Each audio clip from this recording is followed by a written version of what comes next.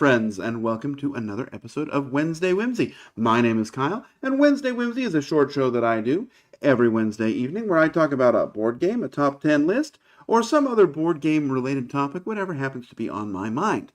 Well, what's been on my mind a lot lately is the huge pile of games from Kickstarters that I have been trying to work my way through. And one of them, one that actually I had wanted to play for a long time, and just it was very difficult to find in the U.S. And then the Kickstarter happened, and it finally delivered. And actually, one of the first things I did with my 3D printer was to print up an insert for this game. This game is Ostia. Ostia is a Japanese game about a harbor in ancient Rome, I guess is the best way to describe it. Anyway, what I'm going to do is tell you a little bit about the game, how it works, and some things that I love and love less about it. So let's start. Let's just jump right in. I've already put it up the the title. Let's find the game here. All right. So Ostia.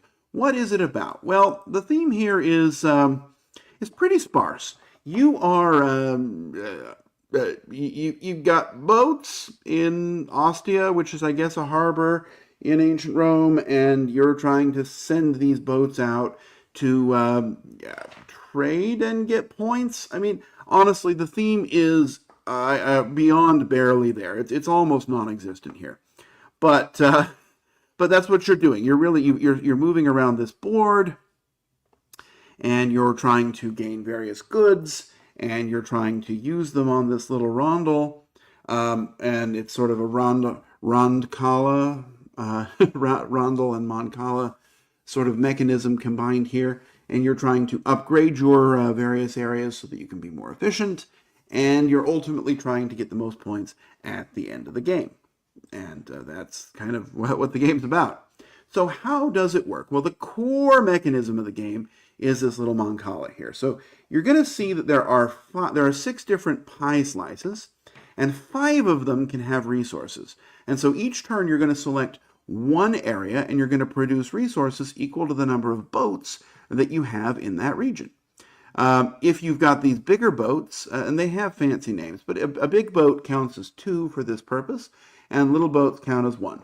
So, for example, if I were to produce here, well, I'd get 1 resource, which is just a cube, and the cubes in this sort of sector of the board are all representing wood, or grain, or stone, or money, or permits for movement, and then there are never resources here.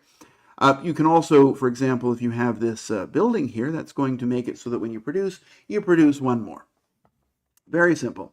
So then after that, you're going to pick up all the boats in that region and move around the circle clockwise, dropping off 1 boat per space, and you will then do the action of the space you stop at. So, for example, if I were to have produced here, I would get 1 wood, plus 1 from this building, it looks like, and then I would move the boat here, and I would get to do this action, which is the buying contracts action. Similarly, if I were to go over here, I would get 1, 2, 3, 4, 5, 6 stone, and then I would drop a boat here, here, here, and here, and I would end up being able to use the wood action to build more boats. And so you're trying to balance not just the resources you need now, but also the action you want to do. And it's an interesting tightrope as you're trying to figure out how to be as efficient as possible in this game.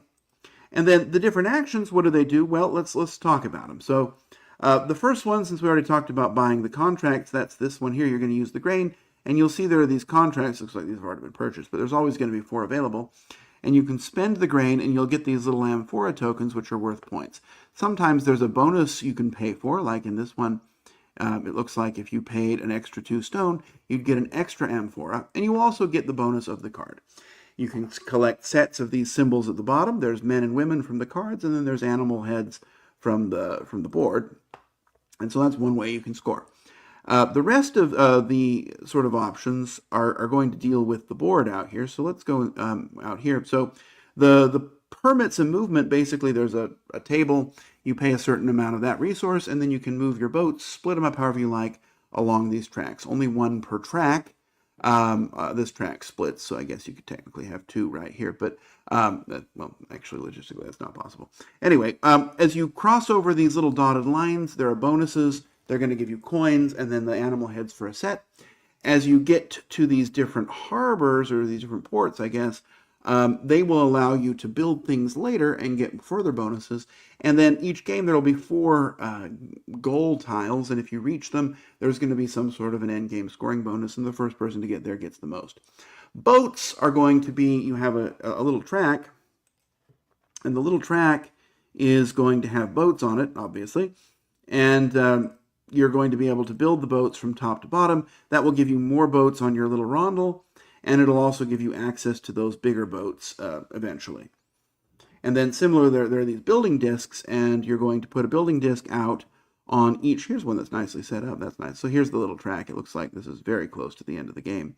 But the little buildings, you're going to put these little discs out here, and when you put a disc out, you get to take the little white building that's next to it, like this one here, and put it onto your rondel, which is going to improve an action. It'll either give you a discount, a one-time bonus, or make the actions that you're going to be doing more efficient. That's kind of all of them. This trade action deals with these spots on the board as you build in these yellow ports and some of the other ports. You're going to be able to do these trading actions, and so you can do it more. You can get access to resources more efficiently than you could otherwise. You can always trade 3 coins in for any resource, but for example, if you had a building here, you could trade 2 coins in for 3 stone, and you could do it up to 4 times, which is going to give you a real lot of stone and is much more efficient than just using the free action. There's also some goal cards that you can get that'll be available. For having reached certain goals, you can pay coins for those. And then the final thing you're going to get is you're going to move up this track. And so this bonus action I didn't mention out here, when you do this administration action, when you come here, you get to do any one of these 4 actions, so anything other than the trade, and then you move the boats around like normal, and then do an extra action. So you get 2 actions on a turn when you activate this one. When you get your boats to land there, I should say. And then, there's this favor track. You're going to slowly move up on here, and at the end of the game, you're going to get points based upon where you are on the favor track. So, for example, if I were at 6 favor, well, I get, for every building and boat that I have, I'm going to get 8 points, and for every amphora, I'm going to get 6. So getting up to the top will get you more points. The game will end when 3 of someone's boats reach the end, or when someone builds all their boats or builds all their buildings, or if someone, this is someone playing solo, or if someone makes it all the way to the top of the favorite track. I've never seen that happen, but I'm sure it can. And I think there might be one. Oh, and when all the amphoras run out, there's a certain number based on the number of players. And that's basically it. It's not a complicated game in terms of what you're doing. Actions are very easy to pick up. But, well, let's talk about how it all comes together. So what makes this game special? Well, part of it I just mentioned, right? In this game, there are not super complicated rules. In fact, the rules themselves are relatively easy. I kind of went over most of them already. There's, maybe a few nuances that we didn't cover as I was discussing, but for the most part, all the rules are very straightforward. I can teach this game in, well, it looks like about 8 minutes. And we're ready to go, and there are not a lot of questions. Turns are generally fairly quick in this game because, you're really just going to be getting the resources and doing one action. The exception to that is going to be if you are doing that administration action up there in the corner, because with that, you're going to, you're really getting 2 actions. So, that slows it down a little bit, but for the most part, it moves along at a pretty good clip. The time on the box says 100 to 120 minutes. I cannot see that being the case. All the games I've played of this have been in the 45 to 60 minute range, and I think that's great. I think that's a great time frame for this game. So it's also very satisfying to kind of pick and choose your upgrades, right? At the beginning of the game, there's a wide variety of these building spots you can go to that give you one-time bonuses, end-game bonuses, trade actions, whatever you want to do. And it can be very satisfying to pick and choose which one you want to go for. You can, and then when you get those building pieces, you can place them around and and you'll be able to upgrade sort of different things. And there's not enough time to do everything, which is also kind of fun. I like that you can focus on one thing. You can say, this game, I'm going to build all my boats. And you can do that, right? You can make that your focus, and you can really customize the game to however you want it to be. So simple rules, pretty fast playtime, and generally pretty straightforward and a lot of customizability if you want to sort of work on what you want to do. So where is the but, right? What don't I love about this? Well, there's a couple of things that trip people up. That administrative action is really quite complicated for people to get their heads around. And if you do things out of order, if you sort of do things out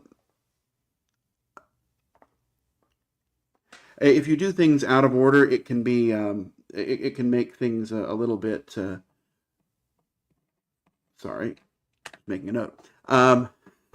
If you do things out of order, it can make it a little bit confusing. It can be easy to get lost in the motions, and you'll be like, oh no, this is a surprise. Also, there's a possibility in this game for wasted turns. It's not common, but if you don't plan well, you can find that you either have to take a hit and just sort of get an action that you can't do on your turn, or you might find that the game is kind of dictating the actions you can take if you want to play to your maximum efficiency. And that can be frustrating to people. Also, there's a lot, even though the rules are pretty straightforward, there's not a great player aid, at least not that I've seen. And, there's, it can be, when people are first learning, it might have been nice to have a player aid. And then also there are these goal cards, and the goal cards are pretty easy, but people always forget them. That's something that only experienced players really remember, and that can be frustrating if, okay, I could have gotten that goal, but if you're teaching the game, I mean, am I going to point out, hey, you can take this goal, which I could also take on my turn? I mean, I probably would, but it can be sort of something that can be unsatisfying if somebody grabs something from you. That's kind of it for the buts, though. I will talk just briefly about, there's a bunch of expansions. Some of them add more buildings, more endgame goals, some sort of individual goals you can work on. I love all of those. Then there's one more big box expansion that really changes the game. It puts out these little pirate things, pirate ships, and when you go to the pirate ship, you have to stop, and you have to spend a different resource to fight the pirates. And then they don't ever go away, but you get treasure chests, and that I haven't messed around with enough that I really can't speak to it yet. I've only played it one time because I've been playing this game with new people mostly, and I don't think that's, the expansion is necessarily the way to go for new people. All the little small expansions, the extra cards, extra tiles, extra buildings, those I would throw in a heartbeat and not tell anyone. One other where's the but. This game's insert is a crime against humanity. This game has one of the worst inserts in the box that from a designed insert. I show it here. Let's see, and here it doesn't even look so bad, but it really is. First of all, these buildings barely fit in there, and getting if you have a thumb that's thicker than a fingernail, you're going to have trouble getting them out. There's no real clue to the proper organization. Lots of small holes. I hate when player colors are all kind of in one molded tray that's not separable. So, you really can't hand it to somebody to dump out. You got to sort of individually pull everything out. If you have the expansion, it does not fit in here. This tray is just terrible. And that's why, I said, it's not why I bought the 3D printer, but when I bought one, it was one of the very first things I decided to print was the insert for Ostia, because that makes the game so much more accessible and lets me store it all in one box. So there's that as well. So anyway, with all of that said, the game is not perfect, but what is my final rating? Well, I really like Ostia. This is a game that just really gets me on all of the ways that I want to be gotten. That's sounding kind of dirty. I really enjoy it. It's the kind of game that I just love. I love sort of this evolving puzzle. I love the ability to focus on different things, try different things. I like the 5 different ways the game can end. I mean, that's just fascinating, right? It's not like I mean, I have to watch everything to make sure it's going to end, but it's actually I compare it to why can't I remember the name of that game? There's a game, and I can't remember its name for some reason. But in it, there was a bunch of different ways the game could end. Archipelago, that's what it's called. And, everybody had their own little end game trigger, and it was all with cryptic symbols. And if you weren't paying attention to the end game triggers, you could miss it. I mean, it was very easy to miss. Here, there's a lot of different ways the game can end, but they're all known, and you can see them all. There's no hidden information here, unless you're playing with that one secret card. This game really just sings for me. The kind of game. It looks kind of boring. I will say that. You set it up and it's like, not sure about this. But it plays so smoothly. It's not too long. It's very satisfying. It gives me that, I want to try it again kind of a feeling. And so for me, this is a 9 out of 10. I highly recommend it. It has been very difficult to find in the US, but with the Kickstarter sort of delivering, hopefully that means it'll be more widely available. I heard rumors that somebody's even going to pick it up and bring it into the U.S. market, and it really deserves that because this game is top notch.